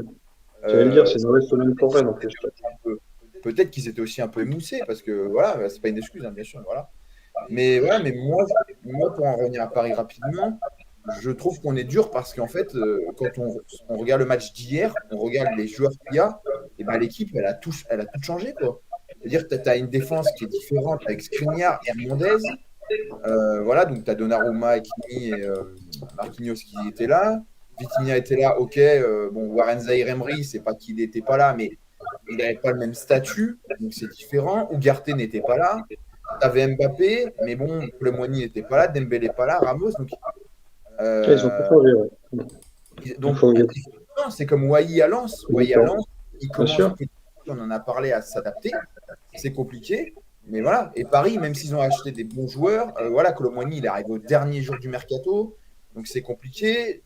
Passe de Francfort à Paris, rien qu'en termes de pression, c'est pas la même chose. C'est un Français, il est de Bondy comme Mbappé, donc je pense qu'il faut aussi s'adapter à ça. Il y a un nouveau coach aussi, il y a une nouvelle manière de jouer, donc ça se fait pas en un claquement de doigts. Et voilà, et je trouve que Paris est pas mauvais, moi, au final, sur ce début de saison. Ok.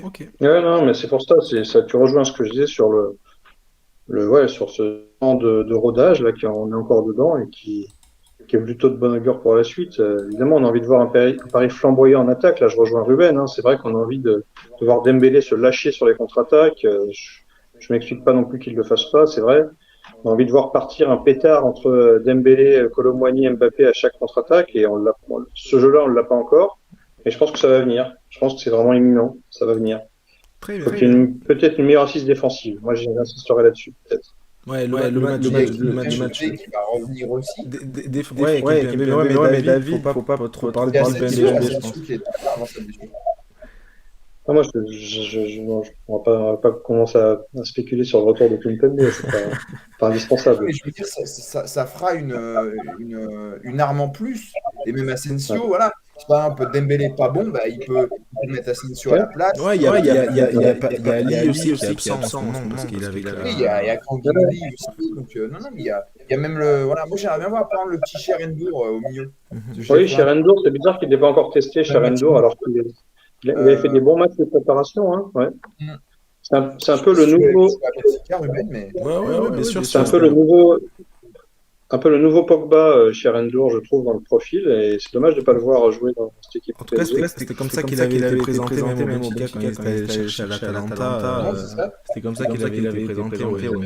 Non, après, franchement, bon joueur, il avait fait une Youth League magnifique avec le Benfica. Il a fait des très bons matchs de pré-saison aussi, avant cette saison-là, avec le PSG. Et il avait dit aussi Enrique qu'il allait finir qu'il allait le tester là bientôt, je sais plus, j'avais vu une déclat passer comme quoi il allait absolument le tester, je comprends pas non pourquoi il le fait pas assez. Bon, il le gardera sûrement pour des matchs de coupe quoi. Ça c'est un peu dommage mais bon. Là, c'est dommage parce que là il y a un effectif justement pour avoir une bonne rotation avec un système en 4-3-3 avec Cherendour qui peut, s'il veut absolument sortir Vitinha, il peut mettre Cherendour de temps en temps à la place de Vitinha sans changer son système. Parce que là, du coup, il s'impose un changement de système qui est périlleux, qui déséquilibre l'équipe en phase défensive. Et c'est dommage. On est plutôt d'accord là-dessus. Ok, très bien. Du coup, on est d'accord avec ça. Le PSG sauve un peu, pas se sauve, mais voilà, quelques entre guillemets polémiques ou quelques peut-être critiques juste avant ce rassemblement de l'équipe de France.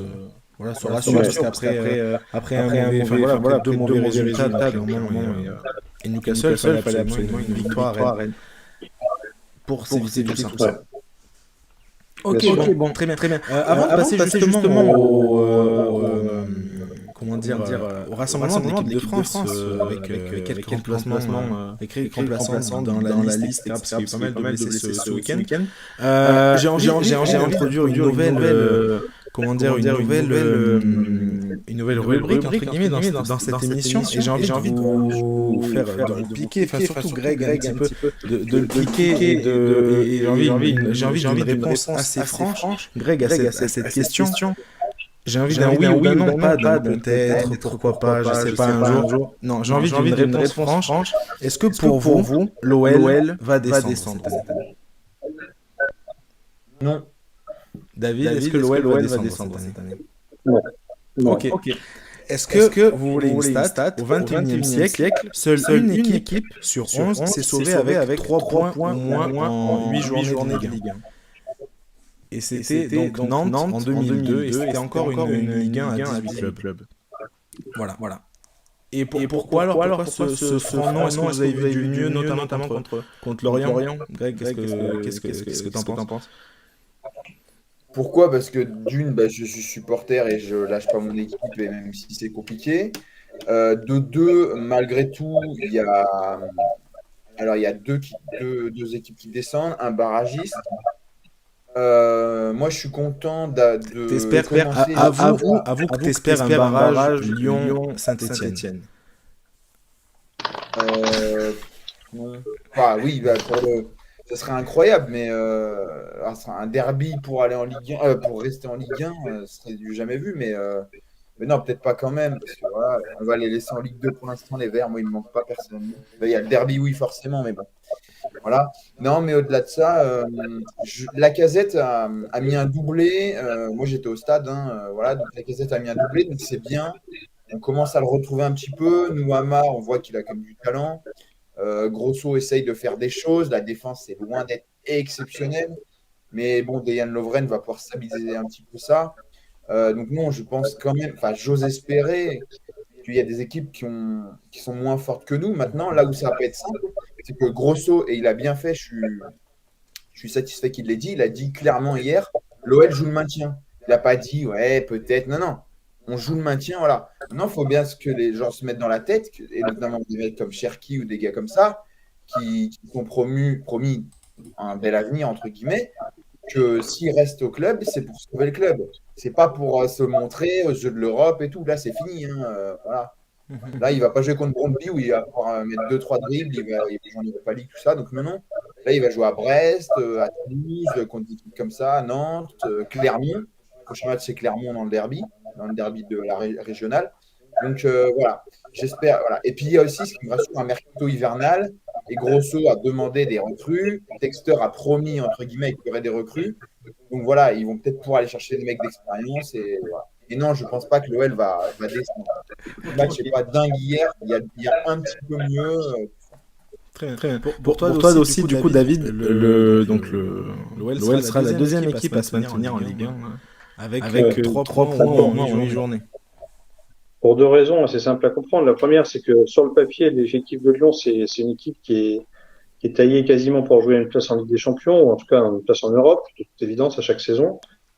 Et donc, que cette équipe-là descende, ça paraît inconcevable. Et deuxièmement, la raison, c'est celle qu'a évoqué Greg, c'est-à-dire que à partir du moment où ils se mettent dans le crâne qu'ils jouent le maintien, il va aborder les matchs différemment. Il va aborder les matchs pour prendre des points dans l'optique du maintien et pas pour jouer le haut du tableau, quoi. Et donc ça, c'est très différent quand tu abordes les matchs avec plus d'humilité, que tu prends au sérieux toutes les équipes de Ligue 1. Normalement, ça doit finir par aller, quoi. L'effectif est quand même largement au-dessus de la moitié des équipes de Ligue 1, donc il faut raison garder. Cette équipe ne peut pas descendre. Puis on sait comment ça marche en Ligue 1. Tu commences à gagner 3 matchs d'affilée et tu es européen. On sait comment ça marche. C'est tellement serré, c'est clair. Toi, pour l'instant, l'OL est dernier. Enfin, il est avant-dernier, mais on ne sait pas encore exactement ce qui va se passer avec le match de Clermont et Montpellier. Donc voilà, en attendant, ils sont du coup avant-dernier de Ligue 1. Moi je vous rejoins là-dessus. C'était juste une question un peu pour vous piquer un petit peu, mais c'était voilà, je vous rejoins un peu quand même. Et puis le fait d'avoir un gardien, un très bon gardien et un attaquant qui l'année dernière était le ou deuxième meilleur joueur de Ligue 1. Voilà, quand t'as un très bon gardien et un très bon attaquant, normalement t'es censé avoir une équipe qui marche minimum, donc ça finira par arriver. Ça finira par arriver. Ok. Bon, écoutez, très bien. On va passer juste donc à notre dernière rubrique avant le fameux quiz.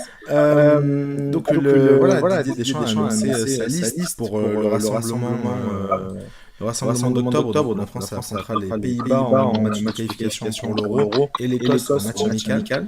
Donc une liste de 23, donc on voit l'image, on voit donc Areola, Maignan, Samba, en défenseur donc Klose, Hernandez, Lucas Hernandez et Théo Hernandez, Konaté, donc Koundé a été remplacé par Malo Gusto, ancien Lyonnais. Donc Pavard, Saliba a lui été remplacé par Todibo et Upamecano en défense aussi a été remplacé par Dizazi.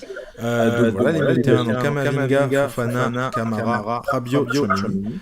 Et les attaquants donc Coman, Dembélé, Giroud, Griezmann, Koulibaly, Mbappé et Thuram. Est-ce que il y a un joueur qui n'est pas dans la liste que vous auriez aimé voir dans cette liste de 23 ou non, c'est à peu près cohérent, pas cohérent, c'est pas la question de cohérence, est-ce que ça, c'est logique. Est-ce que sur ce début de saison, vous auriez aimé voir quelqu'un d'autre? David, qu'est-ce que tu en penses? Bonne question. Moi, je pense que c'est surtout dans la compo que je suis curieux de voir s'il va mettre Thuram titulaire, parce que Thuram fait un très gros début de saison avec l'Inter. Marcus. Peut-être il aurait pu prendre le petit frère, d'ailleurs, Kefren, au milieu de terrain, en plus. Si on veut en chercher un qui n'est pas dans la liste. Voilà, non, sinon, ça me paraît une liste parfaitement cohérente. Je suis un peu surpris, juste Areola. Bon, troisième gardien, ça peut-être un petit peu un cadeau lié à l'historique, mais maintenant il y a Giroud. C'est quand même un gros début de saison. Maintenant il y a Giroud, ça va. Comment? Maintenant il y a Giroud qui peut jouer gardien, qui peut dépanner. Ouais. Donc, on va voir ce qui va aligner, parce que je pense pas qu'il va mettre l'attaque du PSG, parce que ça n'a pas encore démontré un village parfait, comme on l'a évoqué juste avant. Je pense qu'on va voir beaucoup Marcus Thuram sur ces deux matchs. Et au milieu, il a rappelé Camara, c'est pas mal. Je serais curieux de le revoir aussi en équipe de France, Camara. Même si je pense qu'il est quand même un cran derrière Tchouaméni, Rabiot et même Camavinga, Fofana dans la hiérarchie. Beaucoup de changements, plusieurs blessés en défense, donc on va voir qui va aligner. Je pense que Konaté, il est indéboulonnable. Après, les deux frères Hernandez, je sais pas. Peut-être les deux frères Hernandez et puis Klose. Ou Pavard à droite, peut-être qu'il va le garder. Ou Pavard à droite, ça marche aussi, ouais. C'est ça. Et dans les buts, Mike Maignan, je pense qu'il est au-dessus maintenant de tout le monde. Non, c'est sûr. Toi, Greg, de ton côté, t'es moins un petit peu. Je sais pas comment tu étais content de voir Malo Gusto intégrer ce groupe, mais ancien Lyonnais, du coup. Mais voilà, est-ce qu'il y a un joueur que soit t'aurais pas appelé dans la liste, soit que t'aurais bien aimé voir, un joueur qui y est pas, t'aurais bien aimé voir. Bien aimé tester. Non, pas forcément. Gusto, il fait une bonne. Gusto, bravo, parce que la saison. Maintenant, ça va un petit peu mieux à Chelsea, mais la saison n'est pas ouf. Donc, bravo à lui. Donc, c'est bien. Belle progression pour lui. Non, moi, c'est trop tôt pour appeler Zaïre Emery. C'est trop tôt encore. Malgré son bon début de saison. Moi, je pense que oui, surtout qu'en plus, il joue avec les espoirs. Il faut pas oublier que les espoirs ont quand même une ambition. Donc si et puis franchement, il est très bon le petit Warren Zaïre Emery, mais bon, il a déjà des failles, on le voit bien sur le terrain avec le PSG. Et si tu l'appelles tout de suite, sans passer par la case espoir, il va pratiquement pas jouer. Ça peut être un plus pour les espoirs aussi. Il faut pas oublier que on a nos petits espoirs qui c'est important qu'ils fassent des belles choses, tout ça. On n'a pas notamment de Wai. Donc, non, je trouve que c'est cohérent. J'ai pas de. Jonathan Klose, ça a été la surprise, la belle surprise. Écoute, c'est bien pour lui. Ça fait 3 arrières, 2 latéraux droits, on va dire, et un troisième qui peut, on va dire, dépanner, qui est Benjamin Pavard. Voilà. Okay. Mais bon, après, pourquoi avoir Gusto, ouais, le voir, j'aimerais bien à la limite le voir contre l'Écosse à la limite, quoi, sur un match amical, bon, ça peut être pas mal. Ok, très bien. Beaucoup sur Twitter, etc. On parlait de l'absence d'une première pour Sacha Boé. Je sais pas si vous voyez le latéral de Galatasaray, un super début de saison. Comment, Greg?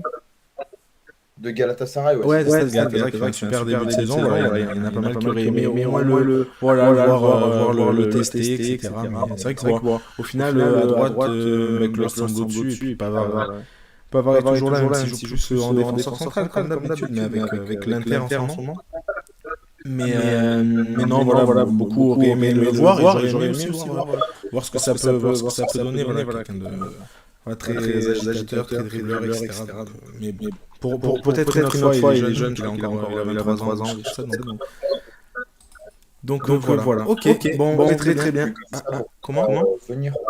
Comment S'il continue sur cette lancée, oui, il mérite totalement sa place. Exactement. On rappelle du coup que Galatasaray a battu Manchester United la dernière Ligue des Champions 3-2. Avec encore un penalty raté d'Icardi, et il a marqué 5 minutes plus tard. C'est vrai. Comme le match en championnat. Exactement. Exactement, c'est clair. Ok. Bon, ça sent la double victoire pour les Français, juste sur simplement le dernier point, ça sent la double victoire. Vous voyez la double victoire. Ouais, parce que vous estimez les Pays-Bas quand même, mais ouais. Ok. Quand même, double victoire, ouais. Très bien. Ouais, attention quand même, c'est là-bas, donc c'est une méfiance. Bien sûr. Attention à cette Écosse, parce que l'Écosse est quand même en bonne forme. Hein. Ils sont dans leur groupe de qualification. Alors je vais vous dire ça, tac. Ouais, puis ils avaient donné du fil à retordre à l'Afrique du Sud, en plus, l'Écosse. Donc, le match de compétition. Ça va être un match sympa. Hein. Ils avaient battu l'Espagne il n'y a pas longtemps, donc attention quand même.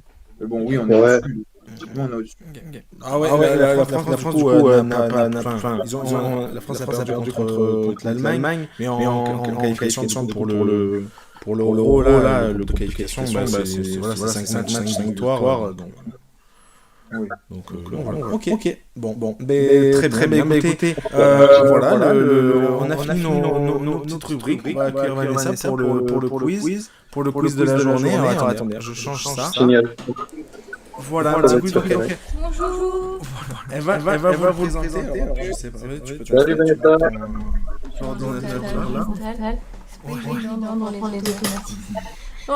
Vanessa. Salut, vous allez bien? Salut Vanessa. Bon. Ça va. Alors, on en a un peu parlé tout à l'heure avec la victoire de Max Verstappen. Donc, moi, j'ai profité de cette actualité pour faire un petit quiz, cette fois-ci, mais sur la Formule 1. On change un petit peu. Pas mal. Ok. Alors c'est pas des questions difficiles, il y en a évidemment, comme d'habitude. Il faut l'équilibre. Mais j'ai aussi des questions où vous devriez vous en sortir. Ok. Je crois que je vais appeler des amis à moi, ils sont passés à la Formule 1. De toute façon,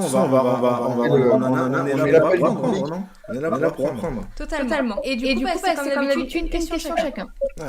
Allez, on commence général avec des connaissances générales sur la F1, avec ces questions vraiment bêtes que normalement vous devriez savoir répondre. En plus, on ne sait pas encore. Est-ce que tu saurais me dire à quoi correspondent les différents drapeaux? Alors, Jeanne. Moyen. Allez, Jeanne. Jeanne, c'est drapeau jaune, c'est genre un danger sur la piste. Ouais, donc l'interdiction de dépasser. Ça indique un danger. Vert. Vert, c'est que l'incident est passé. Ouais, exactement. Bleu. Le bleu, c'est quand un retardataire laisse passer, non? C'est exactement ça. Ouais, voilà, quand un retardataire doit laisser passer les premiers. Rouge. Et rouge, c'est quand ça s'arrête, non? Voilà, la course s'arrête, il doit repartir des voitures doivent rentrer en stand. Exactement, quand le pompier est interrompu. Blanc. Blanc, je crois que j'ai pas. Blanc. Accident, non? C'est pas quand il y a un accident, non. Enfin, ça peut aussi, c'est un peu ça, mais en fait, ça dit que ça conseille au pilote de ralentir en signifiant la présence d'un véhicule de type blanc sur la piste. comme une safety car. C'est pour ça que je te dis oui, en quelque sorte, ça marche quand il y a un accident. Alors, noir et blanc. Pas damier, noir et blanc. Ouais, parce que j'allais dire à la fin de la course. Non, ça, c'est Noir et blanc. Non, mais je crois que noir et blanc, ça veut pas dire qu'il a un problème avec sa voiture qui le rend constant. Non, ça veut dire que le pilote il a un avertissement. Ah, ok. À la prochaine, il...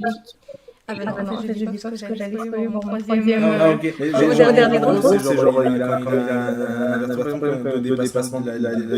Exactement. Ok, Voilà, exactement. Et du coup, noir, pour... On le voit rarement, celui-ci. Ouais, je sais pas. Bah, je mets noir, il doit s'arrêter. Ouais, Ok, c'est exactement ça. C'est ordonné au pilote concerné de s'arrêter immédiatement parce qu'il a été exclu de la course. Oui, c'est ça. Au bout de deux drapeaux noirs et blancs, il est d'un drapeau noir et il doit sortir. Ok, quand il y a eu trop d'adversaires. Exactement. C'est ça. Un carton jaune et un carton fou. Voilà. Un drapeau noir, c'est un carton noir, c'est un carton rouge. Il est exclu. C'est exactement ça. Sortir du terrain. Bon, voilà. Alors, à toi, David, pour la prochaine question. Alors, le premier Grand Prix de F1 a eu lieu en 1950. Est-ce que tu saurais me dire où est-ce qu'il s'est déroulé? En 1950, premier Grand Prix de F1 en Angleterre. Ouais. Exactement. Grand Prix de Grande-Bretagne, le 13 mai 1950 à Silverstone. Bravo. Bien joué. Ça, c'est bon. Et Greg, à toi, du coup, tu me vois arriver. C'est qui a remporté cette première course?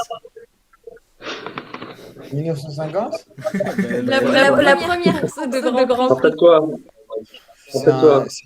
C'est quelqu'un de connu ou Pas plus que ça. Il est connu pour avoir remporté la première course. Ok, mais c'est pas genre un Ayrton Senna ou quelqu'un qui a marqué Non. C'est pas un gars qui est devenu patron d'écurie par la suite, par hasard? Ah, ça par contre, j'avoue que là, tu me poses une colle. Non, Est-ce que c'est un fils d'eux à la limite? Non. Enfin, c'est le père. Non. Père 2. Est-ce que c'est un anglais? Non. Est-ce que c'est un anglais? Non? Non, mais je crois que ça doit être un italien, non? Oui, bien sûr, c'est un italien. Bah oui, parce que voilà, je connais. Et si je peux vous aider un petit peu, il pilotait une Alfa Romeo. Ok, non. Je vous pas. Non, ça aide pas spécialement. Non, je sais pas, honnêtement. Est-ce que c'est par un F? Son nom de famille, oui. Manuel Fangio? Non. C'est Giuseppe Farina. Ok. Ah, oh là. Voilà. Et pour votre culture de Monsieur Farina. Voilà. Bon, à toi. Alors, là, on rentre un peu dans la facile. Ah, ben la pression, ça. Ouais. Quel pilote détient le plus grand nombre de victoires? Pas de Grand Prix, pas de champion du monde. Victoire. Oui. Bah, c'est Hamilton. Oui. Ouais. C'est toujours en cours, évidemment. Pour l'instant, il a 100 victoires en 322 courses. Et il est suivi qui? Schumacher. Ouais. Et Vettel, je crois que c'est Vettel. Oui. Ok. Et en quatrième? Mais tu vois. Oui, parce que... Comment? Alain Prost, quatrième? Eh ben Alain oui, Prost, c'est pour quatrième, ça non? que j'ai Ah oui, ok.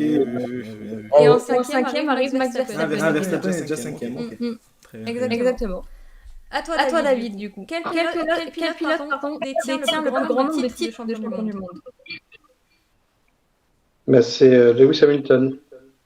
Non. Oui, pardon, bien sûr, mais il a dit quoi avec Schumacher, en fait? Désolé, dans mon... Ex aequo avec Schumacher, d'accord. Et est-ce que tu sais de qui ils sont suivis? Combien? Bah, Ayrton Senna, C'est pas bête. Combien ils ont de titres? 7? Ouais. 8, non? Non, 8? 7 ou 8? 7 chacun. Ensuite, Ayrton Senna et ensuite Alain Prost, non? Ça, ils sont en sixième ex aequo, ouais. Non, en cinquième. C'est un Argentin. Sébastien Vettel doit être dans le top 3, non? Oui, il est juste après, oui. Un Argentin. Un Argentin qui est deuxième? C'est en quelle année, juste comme ça, pour que... Il a été titré en 1951, 1954, 1955, Fangio. 1956 et 1957. Fangio. Mais il est connu Pas pour être Fangio. grand champion au début de la Formule 1, quoi. La Fangio, non? C'est pas lui ce coup-ci? Si, c'est Fangio, ça. ouais. C'est exactement ça. Ah, voilà. Bravo. Et du coup, comme tu l'as dit, il est suivi par Sébastien Vettel et Alain Prost qui sont égalité avec 4. Et après, comme on l'a dit, comme tu Alors, l'as ça fait dit, 4 points. Ouais. Ayrton Et Alonso, Senna, il en est Piquet, pas. Tsunoda qui sont en Alonso, égalité. 2. Très bien, avec 3 du coup, désormais. À toi, Greg, quelle écurie détient le plus grand nombre de titres de championne du monde? Ferrari. Ouais. Avec combien? Mais c'est titre De championne du monde par équipe. constructeur. Constructeur. Je sais pas, moi. Beaucoup, à mon avis. Hein. Je dirais 38. 38? Ouais. La moitié. 16. La F1 a du coup 110 ans, donc celui que c'était en 50, Ouais. 70 ans. T'imagines 38 en 50, en Ouais, 60. non. Bon, je sais pas s'il y avait beaucoup d'écuries avant, tu vois. Non, Ouais, 16. ils auraient pu en avoir plus, c'est vrai, mais Et 16, c'est c'est déjà pas suivi mal. par Williams avec 9, McLaren avec 8, Mercedes avec 8 aussi. Ok. Voilà, et Red Bull, ils sont 6e avec 6. À toi. Donc aujourd'hui, on le sait, les monoplaces, c'est le choix des pneus Pirelli. Et est-ce que tu sais me citer les autres manufacturiers qui ont travaillé avec la F1? Franchement, en vrai, je dois en connaître 2 ou 3, mais pas plus. Bridgestone. Ouais. Ouais. Une marque française, Ruben. Michelin. Bah oui. Ah oui.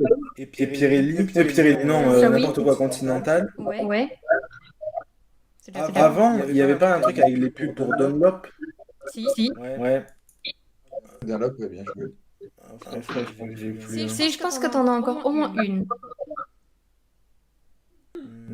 Franchement, non, ça me dit rien. Tu veux que je... Vous avez ou pas du tout? Encore une marque de manufacturier de pneus. Il a dit les principales. Ah ouais, Oui, c'est pour ça. Vous voulez que je vous dise alors?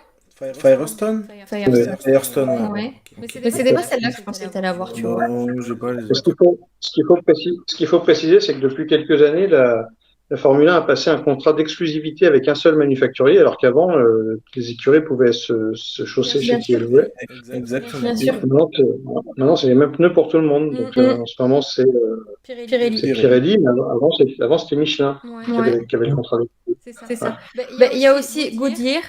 Celui-là, je pensais que t'allais avoir. C'est vrai. Engelbert, celui-là c'était plus compliqué, c'était de 1950 à 1958. Et Avon. Voilà. À toi, David. Alors, de 2020 à 2023, on a vu plusieurs grands prix revenir sur le devant de la scène, notamment le Grand Prix du Portugal, pour ne citer que lui. Mais est-ce que tu saurais... Comment? Story. Ouais, exactement, c'est ça. Pardon. Mais est-ce que tu saurais citer les grands prix qui ont disparu? Il y en a énormément, on ne va pas les citer tous, parce qu'il y en a trop, il y en a 19 en tout. Un Grand Prix de France a disparu, déjà. Il parle de le remettre l'année prochaine, mais il a disparu. Ouais. Et, qu'est-ce qui a disparu d'autre? Thaïlande, ça a dû sauter, ça, le Grand Prix de Thaïlande. Ouais, il n'est pas noté, mais parce que je pense que tu vois, il n'est pas disparu indéfiniment, ils pensent le remettre, je pense, c'est pour ça. Ouais. Qu'est-ce qui a disparu dans les... En 2021, il y en a un qui a disparu qui était quand même... C'est pas la Russie. En Allemagne, il y en avait 2. Ouais, la Russie, ouais. Ouais. À Sochi, je crois, il y avait. Ouais, c'est ça. En Allemagne, il y en avait 2. Il y avait le Grand Prix d'Europe et le Grand Prix d'Allemagne. Je pense qu'il y en a un des 2 qui a sauté. Le Grand Prix d'Europe, exactement. Ouais. C'est déjà pas Il y avait mal. Nürburgring et Unga et je sais plus quoi, et Hockenheim. Il y en a un des 2 qui a sauté, ouais. Ouais. Après, il y en a vraiment plein. Il y a eu aussi le Grand Prix de Suisse, de Suède, de Saint-Martin. En Inde aussi, non? En Inde, Luxembourg, Maroc, Malaisie. Il y a eu un Grand Prix en Suisse. Je n'avais même pas eu cette info. Ouais. Ça, c'est bon. En Suisse, c'était de 1950 à 1954 et 1982. Et là, je peux vous en citer un qui fait son retour au calendrier dans un mois. C'est le Grand Prix de Las Vegas. Oui. Ils ont fait des travaux monstres pour que les voitures passent en plein milieu de Las Vegas, dans le strip de Las Vegas. Ah, vas-y, non, pardon, désolé, oui, David, tu disais. Fou ça. Non, rien, c'était juste pour citer un nouveau. Ouais. Non, j'avais juste, je voulais, enfin, ça t'a étonné qu'il y ait un Grand Prix en Suisse, mais ça t'a pas étonné qu'il y en ait un au Saint-Marin. Saint-Marin, oui, si, Saint-Marin, c'était même inconnu, celui-là, le Grand Prix de Saint-Marin. C'est fou. De 1981 à 2006 quand même. Hein. Bah ouais. Donc bon. Moi, je pensais que Saint-Marin était connu. celui du Grand Prix du Maroc. C'est pareil, c'était une astuce pour en mettre 2 en Italie. C'est pareil, c'est comme le Grand Prix d'Europe qu'on avait pour en mettre 2 en Allemagne. Ils avaient mis Saint-Marin pour en mettre 2 en Italie, mais c'est. Voilà. C'est peut-être ça. Et il y a même un Grand Prix de Corée du Sud. Un Grand Prix à Macao. Comment Il n'y avait pas un Grand Prix à Macao ou quelque chose comme ça? Je sais pas, il y est peut-être ou pas. Alors moi là, je l'ai pas du tout. Mais... Non. Il n'y a pas un truc à Macao à un moment? Possible. Je sais pas. Là, pour le coup, j'ai pas, donc je vais pas te dire de bêtises. Et du coup, la dernière question, elle est pour toi, Greg. Et c'est quelle écurie a réalisé l'arrêt au stand le plus rapide de l'histoire et en combien de temps? Red Bull en... Non. Bah, moi, je me souviens qu'il y en avait eu un, ça m'avait impressionné, c'était Red Bull. Je sais plus, je crois que c'était en 2 secondes, enfin, je sais plus. Un peu plus peut-être, mais en tout cas, si c'est pas eux, je sais pas. Là, en fait, c'est un peu une question piège, donc oui, parce que ça s'est passé ce week-end au Qatar. Oui, si, j'ai vu passer, si, c'est bon, j'ai vu passer, ouais. Okay. McLaren? Ouais. Ok. Bien vu. Exactement. Et en 1 seconde 80. C'est ça. Incroyable. J'avais une question, moi. Et est-ce que les gars sont repartis avec 4 nœuds ou avec 3? Oui, c'est ça le plus impressionnant. Ils les ont juste enlevés, je crois. Je crois qu'ils les ont juste enlevés. Juste histoire de faire le report, tu vois, et après ils ont dit ah non, quand même, on revient. Ouais. Du coup, ils sont suivis par Ferrari avec 1 seconde 93. Et après, ils ont pris 30 secondes à mettre le groupe. Avec 2 secondes. Alpha Tauri avec 2 secondes 19 et Red Bull 2 secondes 24. Mais bon, à quoi ça rime de gagner un dixième à la changement de pneu, sachant qu'il faut 20 secondes pour rentrer dans le stand et 30 secondes pour en sortir. C'est toujours ça de gagner. Ouais. Il n'y a jamais eu c'est pour ma culture personnelle, il n'y a jamais eu un Grand Prix en Afrique du Sud? En Afrique du Sud, si. Il y en a déjà eu. Non, parce que c'est vrai que, un peu comme le calendrier de tennis, mais il n'y a jamais rien en Afrique, ce qui est dommage. Il y en a même eu un au Maroc, elle a dit. Ouais, c'est pour ça que je l'ai appris, mais je me suis dit en Afrique du Sud, c'est qu'un. En Afrique du Sud, il y en a eu beaucoup en plus.